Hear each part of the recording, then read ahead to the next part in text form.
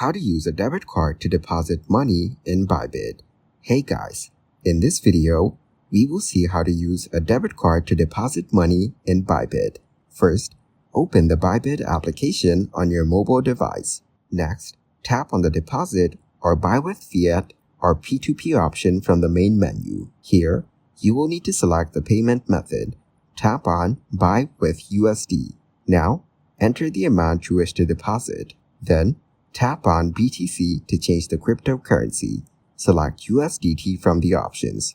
After that, enter the USD amount you want to deposit. Now select the payment method as your debit card. Then, tap on Buy with the payment method you selected.